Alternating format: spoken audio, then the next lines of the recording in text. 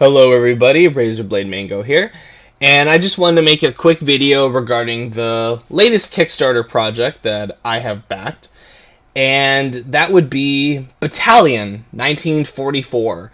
Now, this is set to be a revitalization of the military World War II first-person shooter genre that was really popular when I was younger. I mean, when I was playing like the old Medal of Honors, the old Call of Duties, the old Battlefield, kind of before I lost interest in a lot of military first-person shooter stuff.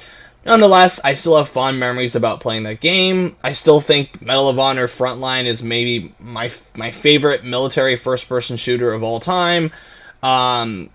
It's a genre that I have a lot of nostalgic affection towards, and it's one we very, very rarely ever see anymore, if ever, because most of the big budget titles that are first person shooters, like your Call of Duties and your Battlefields and stuff like that, they are set either in modern times or futuristic tech, which we've got such an oversaturation of that these days that I feel like, and I'm not the only one, lots of people have asked for a return to World War II, the World War II setting. And hopefully Battalion 1944 is going to be that really strong comeback for this genre of first-person shooters. That being said, I wanted to explain why I backed this game, mainly to address the one big elephant in the room.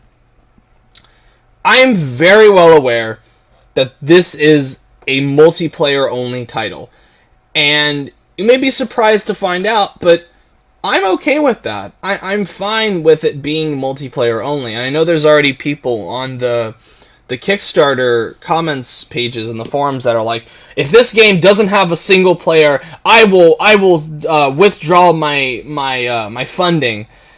And it's like, well, first of all, it said right on the front, multiplayer only first person shooter. So if you're whining about it not having a single player campaign, maybe you should have read a lot, more, or you should have read that section where it said multiplayer only. So, hey, that's your loss.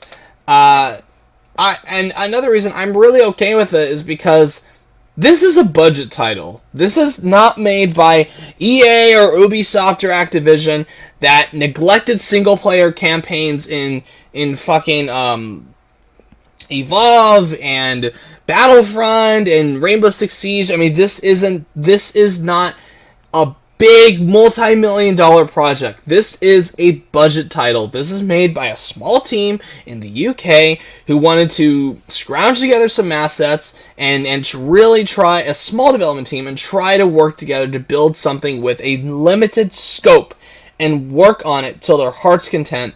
And that's what I thankfully, this is what they're doing. And this is not made by a company that, like a multi-million-dollar company that farts out gold coins and wipes its ass with $100 bills. This is small scale, a budget title.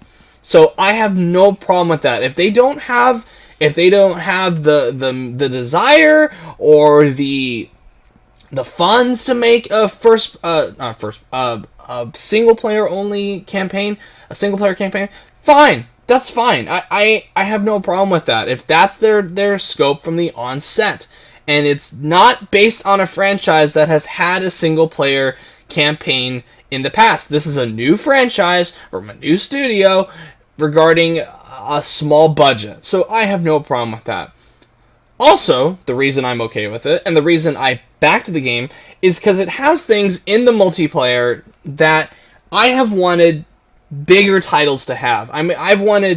This is why I'm so excited for stuff like Doom, which a lot of it, and I'm not saying Doom is going to have everything that Battalion 1944 will have, but it's stuff like Doom in different ways.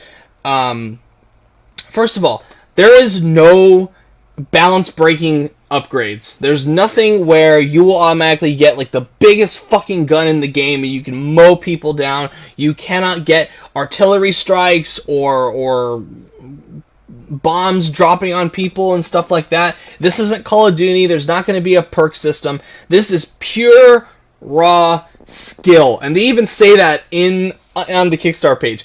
Pure raw skill. There's no balance breaking upgrades. Any upgrade that you do get, such as costumes or new emblems on the helmets or etchings into your favorite gun, purely cosmetic, does not affect gameplay. That I like. That I really, really like. Also, big anti-cheat system. I forget which company they used, and I'll look on the Kickstarter page right now. Here we go. Persistent anti-cheat system. They're basically saying, we want you to have the confidence that you're playing in a cheat-free environment. Thank you. That's what killed Titanfall for a lot of people, which is why we traveled to Games Connection in Paris to meet with top anti-cheat developers. We're currently in talks with Game Blocks, the cheat system behind Battlefront, and we are also considering using Easy Anti-Cheat, who provide cheat protection for Counter-Strike, Global Offense, and Squad. So good. They're going to companies that have an established pedigree of providing anti-cheat systems, which I really like, and I think that's really cool. Also, this game's going to be community driven. They're already including, the basic modes from the onset, like, capture the flag, domination, deathmatch, stuff like that. It doesn't have this large player count. It's not going to be like a Battlefield where it's like 40, 64 players, stuff like that. It's small. It's like 8v8, I think it is, but that's okay. Again, I'm okay with that because it's a smaller budget title. That's fine. I have no problem with that.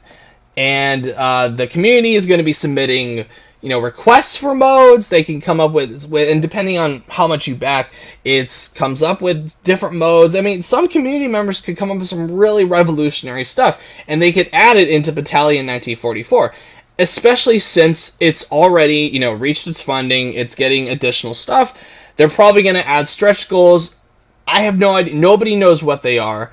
So hopefully they don't pull a mighty number 9 and overpromise stuff with their stretch goals now that they have more money to toss around. Also, this has dedicated servers, has LAN support, which is really good. Not a lot of multiplayer shooters out there have dedicated servers.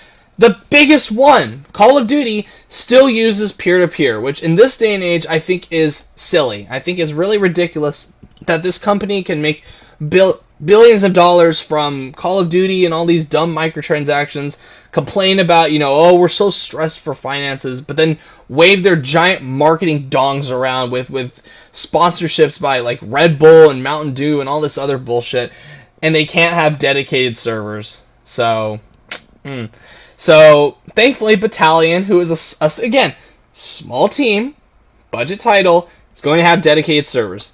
That I like. It's going to have LAN support. That I like. You get to have, you can form a squad with your friends. You get to form a battalion with your friends. I think they're going to have a competitive multiplayer stuff going on, like community tournaments, which is really cool. I like that a lot. Movie quality animation, that a little bit gives me a little bit of pause. I know they've shown motion capture in the Kickstarter video. I don't know how that's going to tie in with a lot of their budgeting, but we'll see. Hopefully it's as good as they're hyping it up to be. Your soldier's not going to have a voice, but you get to fully customize them. You fully customize the weaponry, stuff like that. And, as I said, cosmetic progression system. Nothing that's going to break the game. When you get XP, it's only going to be cosmetic upgrades, which is really, really nice. And yeah, that about sums it up for me. I'm really looking forward to this game. And you guys might not, I've said in the past that I am not a multiplayer only guy. And I say that to this day, and I'm very clear about that. However, this is one of the very few times that I have looked at something that's multiplayer only, and I have gone, you know what? I would buy that. I would absolutely buy that.